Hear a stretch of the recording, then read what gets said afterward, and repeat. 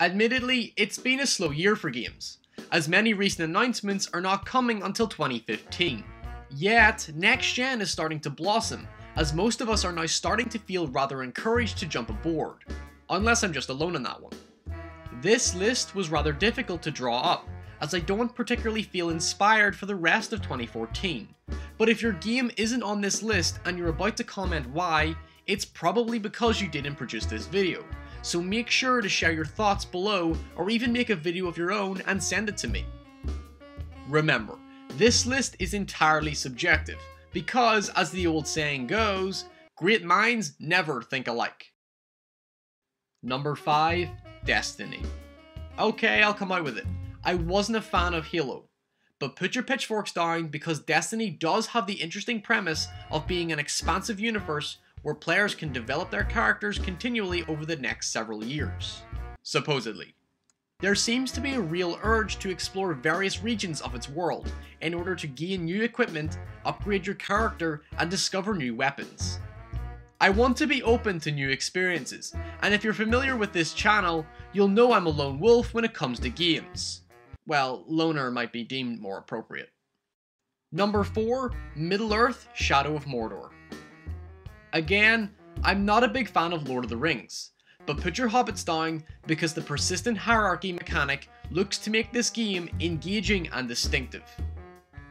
Watch Dogs felt intimate in its use of the phone to hack every other NPC in the city, and in Shadow of Mordor you can exploit the strengths and weaknesses of every enemy, whether it be to send a message, gain the upper hand, or simply to have a laugh. There could be a great amount of experimentation in this Shadow of the Colossus inspired landscape. The gameplay variety looks solid, and it appears that you have more control over the pacing and experience due to the NPC remembrance system. To be honest, I'm all in it for psychologically tormenting orcs. Number 3, Assassin's Creed Unity.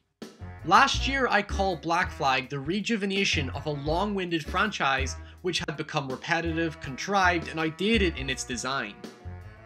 It's not the co-op that sells it, rather than the improvements made to both parkour and stealth in terms of their mechanical design and the fluidity of animation. After 6 games, we finally get a designated button for stealth. In addition, side quests seem more integrated into a genuinely dynamic looking world. Yet while it doesn't look remarkable, Assassin's Creed potentially may be starting to find out what it wants to be, and the chaotic revolutionary time period certainly opens plenty of possibilities. Let's just hope Russell Crowe doesn't make an appearance. And I'm Javert! Number 2, Far Cry 4. Spiritually speaking, this is my number 1 at heart. The sequel to my favourite game of 2012 and one of my favourite franchises of all time, simply the idea of having more of what made the last game so great is too good to turn down. While it did have an underwhelming demo, it displayed an interesting choice in terrain, and continues the trademark Predator style with a mix of stealth, evasion, and combat to allow players to approach objectives any way they want. If it builds on its predecessor and intensifies the narrative, I could be looking at a comfortable win for Best of 2014. But to all the journalists out there covering the game, shut up about the goddamn elephant. Number 1, The Evil Within. To be honest, I don't know what it is. Maybe it's the fact it plays like Resident Evil 4, maybe it's the Silent Hill monster design, or perhaps it's an example of my favourite kind of horror.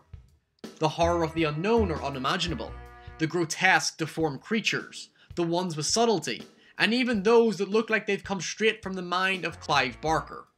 It feels old school in nature as it essentially takes place in a haunted asylum / haunted house, but there are some creative ideas behind its view of the tormented and the insane. Still, I remain reserved about the stiff, clunky looking gameplay, the rather obnoxious camera, and the inconsistent hit detection. But knowing me, I'll probably look beyond this when I'm screaming while trying to maneuver my character down a narrow corridor. So that's my list, but make sure to share your own. Was there anything you're curious about? Did I miss anything? Do you agree? Do you disagree? Like and share the video, and I'll see you soon.